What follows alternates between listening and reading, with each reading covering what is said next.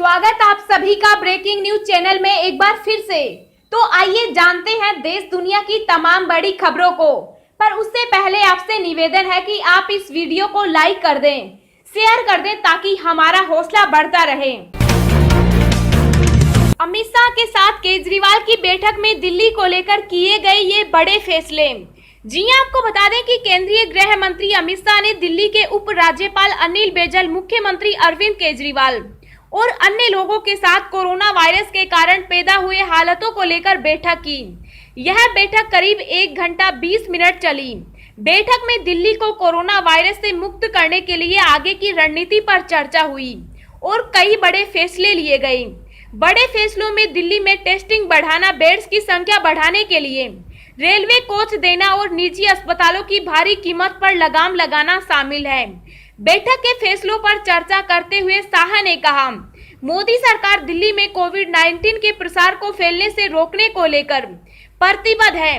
दिल्ली के लोगों की सुरक्षा और इन्फेक्शन के फैलने से जुड़े आज कई फैसले लिए गए हैं। मीटिंग में केंद्रीय स्वास्थ्य मंत्री डॉक्टर हर्षवर्धन भी मौजूद थे। मीटिंग में यह तय किया गया कि आने वाले दिनों में दिल्ली में टेस्टिंग को 2 गुना किया जाएगा और 6 दिनों में इसे 3 गुना किया जाएगा। दिल्ली से लगातार ऐसी खबरें आई है कि लोगों को बेड्स की कमी की वजह से मरीजों को एडमिट होने के लिए दर दर भटकना पड़ रहा है। केंद्र ने तय किया है कि इसके लिए दिल्ली सरकार को 500 रेलवे कोच दिए जाएंगे। शाह ने कहा कि ये रेलवे कोच न सिर्फ दिल्ली में बेड्स की संख्या में 8000 का इजाफा करेंगे, बल्कि इनमें कोविड-19 से लड़ने की सारी सुविधाएं मौजूद होंगी। शाह ने कहा कि निजी अस्पतालों में कोविड-19 मरीजों के इलाज के लिए डॉक्टर पॉल की अध्यक्षता में एक कमेटी का गठन किया जाएगा। इसके तहत निजी अस्पतालों को कम कीमत में अपने 60% बेड कोविड-19 के इलाज के लिए देने होंगे। कोरोना ट्रीटमेंट और कोविड-19 टेस्टिंग पर पॉल कमेटी सोमवार को अपनी रिपोर्ट देगी।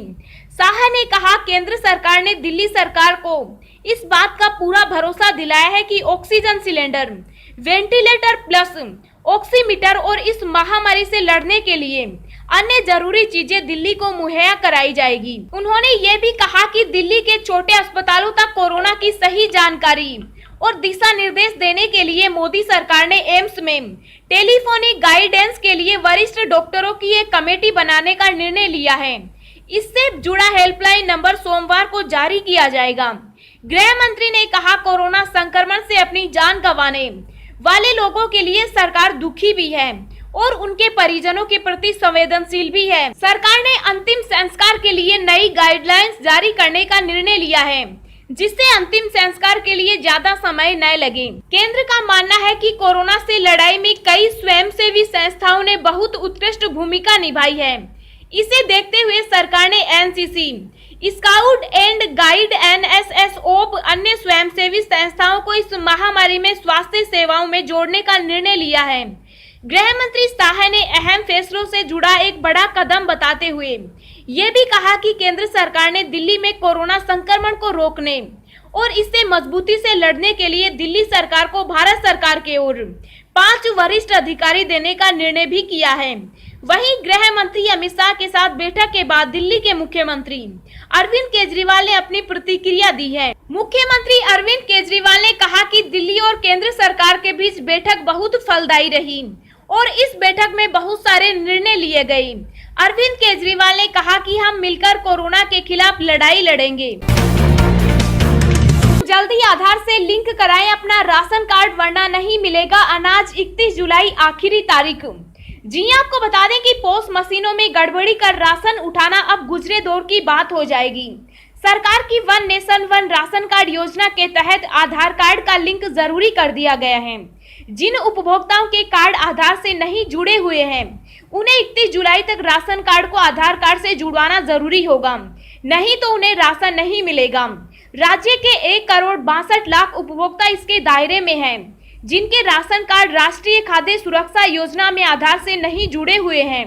31 जुलाई से पहले सभी को राशन कार्ड आधार से लिंक कराना होगा, नहीं तो राशन नहीं मिलेगा। 1 अगस्त से उन उपभोक्ताओं को गेहूं मिलेगा जिनका राशन कार्ड आधार से लिंक होगा। गौरतलब है कि पूरे देश में 1 जून से one nation one ration card योजना शुरू हो गई है। इसके तहत उपभोक्ता किसी भी प्रदेश से राशन ले सकता है। अगर राशन कार्ड लिंक नहीं हुआ है तो इसका फायदा उपभोक्ताओं को नहीं मिलेगा। प्रदेश में फर्जी राशन उठ रहे हैं, कई मामले पकड़े गए हैं। दरअसल प्रदेश में लगातार फर्जी राशन कार्ड बनवा, गेहूं उठाने और डीलरों की कालाबाजारी की शिकायतें मिल रही हैं। ऐसे में खाद्य व नागरिक आपूर्ति विभाग की ओर से कलेक्टरों को भेजे गए पत्र में आशंका जताई गई है कि 1.62 करोड़ लाभार्थियों में से कई मामले फर्जी निकल सकते हैं। दोस्तों, अगली खबर जानने से पहले आपसे एक रिक्वेस्ट है कि इस वीडियो को बनाने में मुझे बहुत ज्यादा मेहनत लगती है, तो इस मेहनत के लिए वीडियो को एक छोटा सा लाइक जरूर करें। देश में कोरोना संक्रमित मरीजों का आंकड़ा 3,33,693 के पार। अब तक 9,537 की मौत। जी हां, आपको बता दें कि देश और दुनिया में कोरोना के केस लगातार बढ़ते ही जा रहे हैं। ताजा आंकड़ों के मुताबिक देश में अब तक 3,33,693 संक्रमण के मामले सामने आ चुके हैं और एक्टिव केस 1,54,841 हैं, जिसमें से अभी तक 9,537 लोग अपनी जान गंवा चुके। वहीं इसके बीच अच्छी खबर ये भी है कि अब तक 1,70,928 संक्रमित मरीज ठीक भी हो चुके। दुनिया भर में कोरोना वायरस की वजह से कुल 4,33,534 लोगों की जान जा चुकी है, जबकि वायरस से संक्रमित लोगों की संख्या 78,52,725 हो गई है। इनमें एक्टिव केस 36,94,314 हैं और खुशी की बात यह है कि अब तक 37,47,802 लोग ठीक हो चुके हैं। दिल्ली वाले हो जाएं सावधान, अब इन नियमों को तोड़ा तो लगेगा भारी जुर्माना। जी हां, आपको बता दें कि दिल्ली में कोरोना वायरस के बढ़ते मामलों के मद्देनजर इस संबंध में जारी दिशा निर्देशों के उल्लंघन के दोषी पाए जाने वाले लोगों पर 500 से 1,000 रुपए तक का जुर्माना लगाया जाएगा। उप राज्यपाल अनिल बैजल के कार्यकाल की ओर से जारी विज्ञप्ति के मुताबिक वायरस के फैलाव को रोकने के तहत यह कदम उठाने का फैसला किया गया।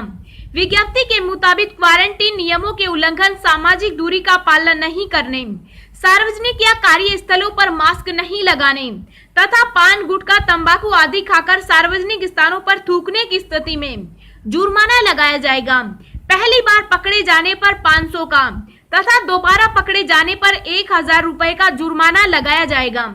मौके पर जुर्माने की राशि नहीं देने की स्थिति में भारतीय दंड संहिता की धारा 188 के तहत कार्रवाई की जाएगी। सुशांत सिंह राजपूत ने इसलिए की आत्महत्या, कारण सुनकर आपका दिल टूट जाएगा। जी हां, आपको बता दें कि सुशांत सिंह राजपूत ने 34 साल की उम्र में अपने बांद्रा के घर में आत्महत्या कर ली और उनके इस कदम से हर कोई सदमे में है। फिलहाल लोग इस समय ये समझने की कोशिश कर रहे हैं कि आखिर सुशांत ने ऐसा क्यों किया। अब खबर है कि सुशांत डिप्रेशन में थे। माना जा रहा है कि सुशांत सिंह क्लिनिकल डिप्रेशन में थे और वो इसका इलाज करवा रहे थे, लेकिन सुशांत शायद अपने दुख झेल नहीं पाए और उन्होंने अपने कमरे में फांसी लगाकर जान दे दी। हालांकि अभी तक सुसाइड करने के कारणों का खुलासा नहीं हुआ है। जानकारी के मुताबिक सुशांत सिंह राजपूत के नौकर ने पुलिस को फोन कर अभिनेता के आत्महत्या करने की जानकारी दी थी। मुंबई पुलिस सुशांत सिंह राजपूत के आत्महत्या के कारणों की जांच में जुट गई है और सुशांत के पड़ोसियों से फिलहाल पूछताछ चल रही है। सुशांत ने जब ये कदम उठाया तो घर में कुछ दोस्त मौजूद थे। नौकर ने बताया कि जब काफी देर तक दरवाजा नहीं खुला तो उसने दूसरी चाबी से मेन गेट खोलकर अंदर प्रवेश किया। अंदर उनका शव एक कमरे में पंखे से लटका रहा। कमरे का दरवाजा तोड़ने पर सुशांत का शव पंखे से लटकता मिला।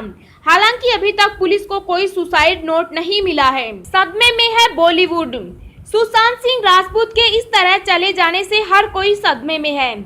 स्टार्स लगातार उन्हें ट्विटर पर श्रद्धांजलि दे रहे हैं और ये समझने की कोशिश कर रहे हैं कि आखिर सुशांत किस दिक्कत और परेशानी से जूझते रहे। अभी भी कोई उनके इस कदम से उभर नहीं पा रहे। सुशांत का जाना सबको गहरी चोट दे गया। ट्रंप का वादा पूरा, पीएम मोदी का इंतजार खत्म, यूएस करेगा भारत के लिए ये काम। जी आपको बता दें कि भारत में कोरोना के मामलों में लगातार वृद्धि हो रही है। लाखों लोग कोरोना पॉजिटिव हो रहे हैं। ऐसे में मेडिकल सुविधाओं की कमी होने लगी है। भारत ने उच्च चिकित्सा सुविधा मुहैया कराने के लिए हर संभव प्रयास किया है। पीएम मोदी ने अमेरिका, चीन से भी कोरोना से लड़ाई में मदद मांगी थी। दोनों देशों ने अपने तरीके से सहयोग किया है। कोरोना से जंग भारत की मदद के लिए ट्रंप ने वादा किया था कि वो वेंटिलेटर भारत को देंगे। अब अमेरिकी राष्ट्रपति ने अपना वादा पूरा किया है। अमेरिका से 100 वेंटिलेटर सोमवार को यानी आज भारत पहुंचेंगे। उच्च तकनीकी वाले इन वेंटिलेटरों को अमेरिकी फर्म जोल से बनाया है, जो शिकागो से भारत आएगा। अब हम आपको अगले 24 घंटों के संभावित मौसम पूर्वानुमान के बारे में बता रहे हैं। अगले 24 घंटों के दौरान केरल, तटीय कर्नाटक, कोंकण, गोवा, मध्य महाराष्ट्र, गुजरात, ओडिशा, बिहार, झारखंड और पश्चिमी बंगाल में कई जगहों पर मध्यम से भारी वर्षा हो सकती है। मध्य प्रदेश, छत्तीसगढ़, आंतरिक महाराष्ट्र, पूर्वोत्तर भारत, दक्षिणी आंतरिक कर्नाटक में हल्की से मध्यम बारिश के साथ एक दो स्थानों पर तेज बौछारें गिर सकती है। पंजाब, हरियाणा, राजस्थान और पश्चिमी उत्तर प्रदेश के कुछ हिस्सों में धूल भरी आंधी के साथ छिटपुट बारिश संभव है। पश्चिमी हिमालय पर बारिश में कमी रहेगी।